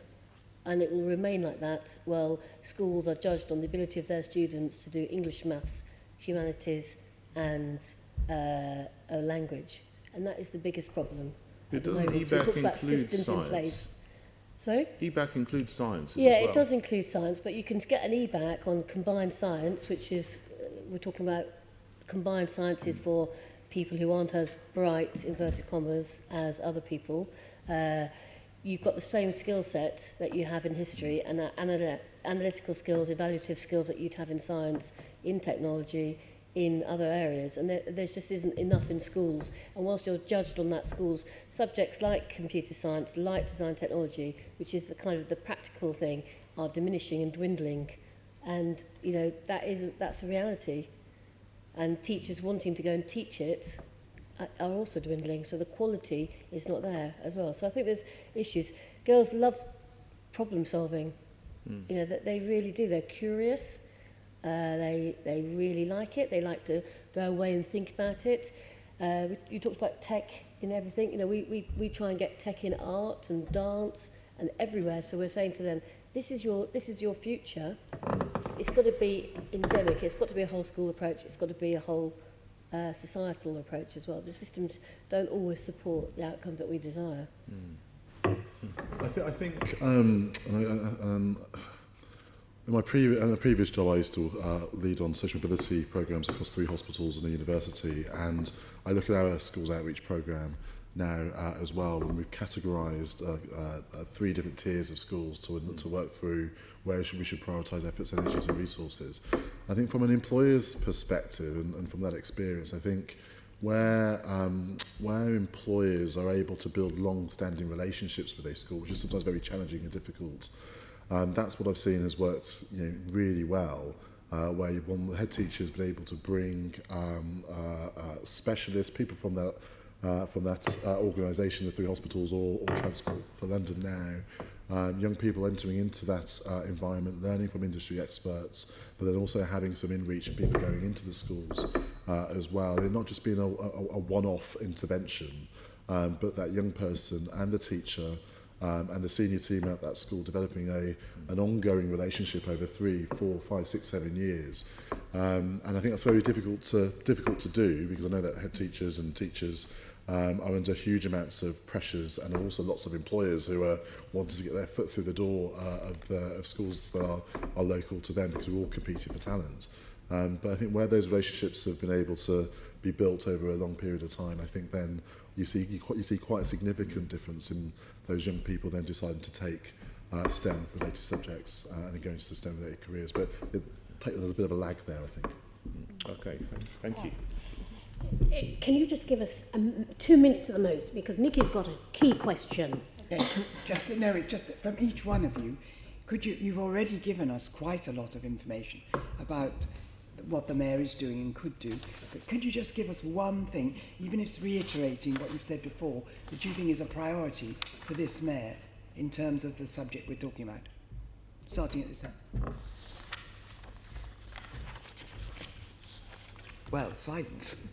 Who's ready to go? Both Sorry? of you look like you were ready to go. I think collaboration is the key. So there's loads of groups, smaller groups, who are pushing for this change. So, for example, I'm part of Witty Careers, and Witty Careers are a group of black women. We hold events, hackathons, talks, and what we try to do is demystify what the tech industry is like for black women in tech. We are really small, so it would be awesome for the mayor or just the government to collaborate, and it could be as small as just giving a venue, funding us with food. You have CodeBar. Again, what CodeBar do is they pair people who are trying to learn how to code with senior developers, and how they work is they work with different companies and they give out the spaces and sponsor them with food as well. So we already have groups who are trying to push for the change. So it would be, I guess, even easier for the government to just collaborate with them and just see ways we can make this bigger on a more national level. Collaboration. Yeah. Good. I was going to say exactly the same. Collaboration, but also integrate all the different parts of it so that there's kind of a unique package. So if you're coming into the mayor's office, you can find your own journey through what you need, because every school is at a different point. And actually what would be really nice is to have a kind of a menu of things that you could find and have to help yourself too. And that if that was available in a very easy form, where that would be wonderful, because that would then draw on all the experiences. So schools could go to groups like yours and go, right, great, well, this group here, that's the contact details, that's what they do. Fantastic. We have 3 members of the Mayor's Education team here listening in, so it's not just our recommendations. I'm sure they're listening, and I can see the computer is open. So that's really what's rich about a meeting like this. Anne-Marie. Sorry, I froze because I think a lot of there's a certain remit that the Mayor has that isn't necessarily what we've touched on today. So I think realistically within the remit that the Mayor has and the time that the Mayor has, funding for extracurriculars, I think beyond collaboration, a lot of these organisations are working on a shoestring. They're not, in companies, they're external, and they've built up the knowledge and they've built up the expertise and best practice around a lot of this before the system's going to be able to change. Because in 7 years, I've not seen enough. Any changes I've seen to the system have not been well thought out. They've not been able to move quickly, and all this time the children they're not growing any slower. It's like, so we're missing out. So I think funding for Witty, for Stemets, whoever it is, to actually get behind those organisations to empower us to do more than what we're doing, in a way that scales, and it's beyond venues, because we have people that we pay to run these workshops, to do these interventions, and to be there for the girls when the schools aren't. Because at the moment, there's a lot that needs to change in the school system. We need to have teachers that are there for longer than a term. So there's all that we can say to support teachers, but if they're not teachers there, if we don't have the same teachers there for the year, then those students aren't going to pick science, they're not going to stay with it. So I think there's a lot of foundations that need to be done at DFE level, and so fund the stopgap while the system sorts itself out. But I'm not holding my breath for that. To sound pessimistic. Through the growth fund. No, I mean, what we can do is, before we had this session, we met up with the Deputy Mayor for the Adult Education Fund, which is £311 million. But that's adult, and the other one that you mentioned on the briefing is 16 well, plus. It's interesting because they were able to be clever and match. We're currently until a couple of years with some funding for 16 plus. Yeah, it's always 16. It's never younger. This is at 16. You've already chosen your GCSEs and you've done them. And I think if not them, but I think that was like but quite rightly an example that if you have a willingness and if you hear what's around, then money is going into educators. So we heard that some funding has gone to funding, where did I make the note? Technology and educators. Now, it'd be interesting to see what that means and who they've contracted with. And I'm sure you'll say if that's gone mainly to FE colleges who work in the same way, then how is that then helping the innovative groups that are out The there third sector. doing the after Yeah. school Exactly. and are with the sort of growing community. And that's the sort of thing There's that... no reason, though, why we shouldn't be Yeah. able to Yeah. recommend Yeah. that either a new fund set up or one of the funds that already exists. He's been approached several times for advice from various groups within the GLA, Yes. and it always ends up being 16 plus. Yes. With us saying, well, that's still too late, and actually we want to work with the girls and the young women, not just those that already have GCSEs. So that's something that we see over and over again. Even people we've spoken to who've taken information from us have gone then and opened a fund for 16 plus. If it's community based and outside the school curriculum, there's no reason why the mayor can't fund it under one of... I'd love to see it. Let's make it happen. We should look at that. I think we should look at that. I think it's what Nikki and I come from the school of can do. So again, we heard this morning that there was 50 million going to councils for particular issue. At the moment, it may well be adults, but in the future, we have to shift our thinking, and we have to stop saying that you keep your resources back until somebody is 16. You know, I've got a 10-year-old who's Minecraft mad, and is coding and does things I haven't got a clue what she's doing half the time. But her school lacks the resource to actually help the majority of the children, and is now intent on targeting only those who are meeting their 3 sciences. Exactly. So the rest of those school kids will be diverted away. And so it's not just my experience, it's the experience. And I like the way you talked about the influencers, because I think parents suspect that's going on. And if that information could go out and they could have those conversations in schools, and that those conversations could come back to policymakers, I think then there's the potential for change there.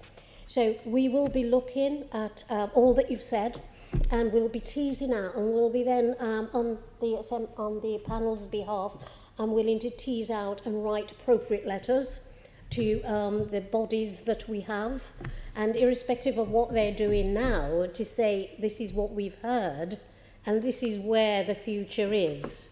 So, you know, get thinking.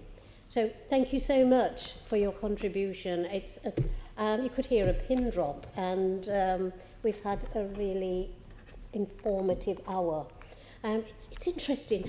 All the best meetings we have are limited times. I don't know why, because I think everybody's focused. So thank you very much. Thank you so much. And we'll be in touch. And we'll tell you where we're going to be posting our material. And I know a number of you are going to help us with adding pieces to camera to share with the work that when we produce it. Okay, thank you very much. Thank you. Thank you. So, members, just